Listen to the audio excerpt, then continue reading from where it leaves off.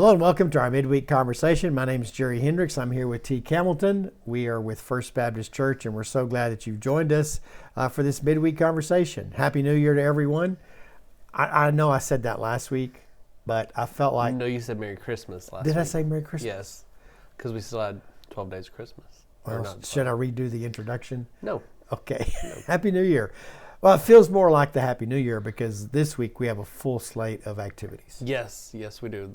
The whole week has started back up, regular activities. Yeah, and so we'll have children and youth this Wednesday night. Mm-hmm. Get back to, we had Bible study Sunday, didn't we? Right, Yeah, we did. so we're back with our regular Sunday schedule. But anyways, we're rocking and rolling in 2023. Yes, we are. And you know what?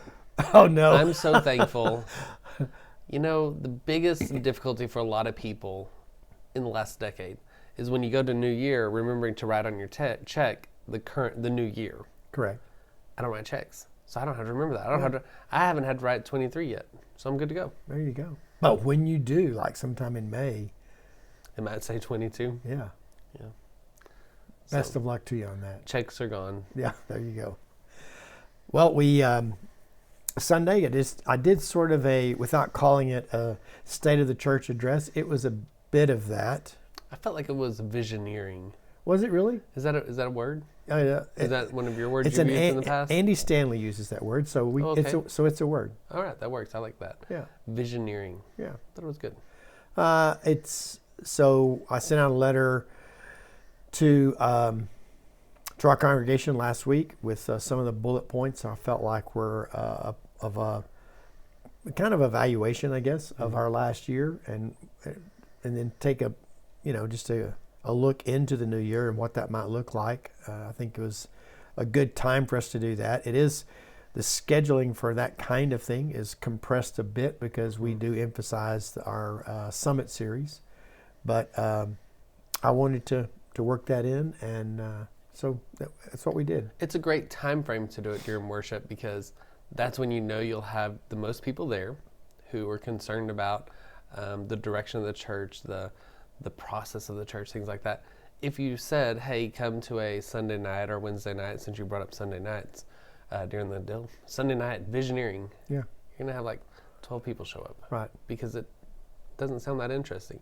But in that worship setting, it was really good. Yeah, and I think, I don't know if I've ever done it in with a direct hit, I guess, in terms of the bullet points or the significant bullet points of our last year. Mm-hmm. And I don't think it was obviously it wasn't a comprehensive list, but I did feel like that it hit on some of the things that kind of drove our calendaring, drove our philosophy and scheduling.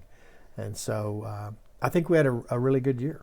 It was when we closed that 2022 chapter. Felt like it was a really good one. Yeah, definitely. You did a verbal epistle. Oh, wow! Just like Paul would write to churches about where the church was and where we're going. You did that verbally, and I think that's what it gives you, that positive excitement about what happened in the last year. Because you look at stats, we see those. The church as a whole doesn't. And so when you're talking about those things and talking about where we're going, it gives you excitement about the future and where we're headed. Yeah, so I think that's really good. Well, the difficulty that I have in approaching that is that it does feel weird taking time, because the only service we have is on a Sunday morning, taking so much time to talk some of the nuts and bolts practicality of our church and who we are and what's going on here. And not do a sermon, so to speak. But that's what I'm saying. Paul took time to write to churches about the nuts and bolts. Well, and so... It's important. Right. And so really what happened in my pilgrimage of being a rookie pastor and all is I was listening to Mark Batterson last year, and he's at National Community Church in Washington, D.C. A lot of people have read his books, around here have read his books. And he does one every year, so I pattern it a bit like what he does, and then also what I normally do for our leadership meetings after the first of the year. So it was good for that to have broader exposure, and as well as look at, the text. I felt like helped us. I'm not sure how well I transitioned that, but it did help us kind of center our thoughts around expectations. Because as we move into a new year, there is that rhythm that we have. There's something that triggers within us that we know that we're starting, and there's some energy and momentum behind that, and we want to capture that, Right. and move into a ministry year with everything that we feel like that we can to make it another good year. Yeah. No, I thought it was a great service. Well, yeah, it's hard for me to evaluate that sometimes, but Yeah, I mean, sometimes, I don't know if you're this way, but sometimes I'll be speaking on a Wednesday night and I'll be like, what did I just say? right. And then as I'm thinking back while I'm speaking on what I just said, then I'm wondering what I'm saying at the current time because I'm still going. And there's this weird loop that happens in your head. And afterwards, I'm like, Stacy, what happened? Like, was any of it coherent? She's like, oh, yeah. And you're like, whew, thank goodness. Yeah. that might be what Paul talks about. Holy Spirit will intercede. Yeah. So, well, one of the things that we talked about was just how we've kind of come back to being more strategic about some of the events that we do, and Right. so we actually talk about what we're doing in terms of events that might be easy to invite other people to, and those invite events create community. So it's not a loss if no new people show up, Right. but you're always gained because of the sense of community you have around the uniqueness of that event. Right. And uniqueness, you brought up the cardboard boat races. Yeah, oh yeah, that was the perfect illustration for that. I think that was a big part. A big part of that was you're saying this isn't going to work. It's going to sink. And so then they wanted to see the Titanic happen in the city pool. So you're reflecting on things I said prior to the boat race. Correct. Okay. And then everybody came to see the sinking, and there were some sinkings. Yes. There were some people who had sinking feelings but overall it was really cool because we had people driving from Abilene to be a part of it. Just see it. And you pushed through to prove me wrong. I pushed through because I thought it was really cool and I had a great idea for my boat. No. Yep. And I've already started planning for my June boat. Yeah. Or July. I've already got it planned and working on the drawings now. Can we see your drawings? No. I've learned with the upcoming Chili event, which is another invite event, Yes. that you can't share those things because people will start to copy them in little subtle ways. So no, I cannot reveal those till I reveal the vehicle. Which the other thing I found out last year was it's hard to get your boat up to the pool if you don't have a truck. Oh yes, I do remember that. So we had it strapped on the roof of the Jeep, and we looked pretty goofy. But Yeah. Will you have any trouble getting your chili here Sunday? nope, Okay, good. I've already got that plan out. Yeah. You want to share any details? No, I've already shared too much apparently because one of my chief competition. Wait, you know it's not a competition, right? If there are bragging rights, it's competition. And after my trip Monday, there's competition. No, he's already taking some of my hints and trying to run with it. And I do know he listens to this now, so he knows I'm on to him. So no, I shared nothing until after the fact.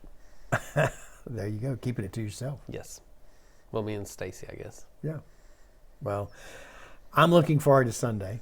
Because it's chilly. Because it's Dr. chilly. Lyle. And it's Dr. Lyle. I just had lunch with him today. We talked about the schedule for the next 3 weeks and some of the things he's going to be doing. It's real, obviously, to tackle any book of the Bible, even some of those smaller letters in 3 Sundays is quite a task. But to take one as, I don't know, how do you say Revelation as Controversial? well, controversial, whatever, however you feel about it, it's quite a task. Yeah. It's amazing how one of the most intriguing books of the Bible causes the most frustration for pastors. Right. I mean, just the ideas and mentalities and Hollywood picks up on it and they do things and you're just like, oh, like Book of Eli. You know, that's one of those things you're like, that doesn't help. Well, and I think where in you and I don't think we've talked about it a lot this past year, but as you look at Revelation in terms of where we are as a culture, a United States culture, a worldwide culture, Right. you can't So when we read Revelation, we tend to read it not so much with a bias, but with really looking for something in particular. Right. So it's not really predetermined, but we're looking for a secret to be revealed. Right. And because we've done that, or at least in churches that I've been involved in for decades now, even as a teenager, we read these things and studied these things. I think what Dr. Lyle will help us to do is to be able to hear a word that was a relevant word for a culture. Right. And hopefully we can do that in light of our real-time culture. So one of the words or the phrases I was using Sunday, and I hope it wasn't confusing, I talked about the culture, and then the real-time culture, and then our current culture. Right. And I think it's going to be so important for us as we go into this series. Yes. Otherwise, we're just going to be looking down rabbit holes, looking for some mystery to be revealed. Right. With any book, but especially with Revelation, when you look at it just from the lens of your current context, you're going to miss it if you're trying to be predictive or find the secret like you're talking about, because there's 2,000 years of people who might have tried to do the same thing and they miss it. What makes us think that we're the ones finding the secret? Dr. Allen would always share, he'd say that a guy wrote a book called 88 Reasons Why Jesus Come Back in 1988. Yeah. Well, the next year he wrote 89 Reasons Why. And I think people have latched onto, if you write about Revelation, you can sell a lot of books. There's so that's frustrating there. But getting to the text and actually read it, I think most of our theology about Revelation, not ours, but in general, popular theology, comes from books that have been written about it, not from the book itself. I'll put a period right there. I think that's good. Told the youth Sunday morning, if you know more about Revelation from Kirk Cameron than you do the Bible, then there's a problem. There is a problem. So, yeah. And that's back to the old days of 1900s, I bet. Yeah.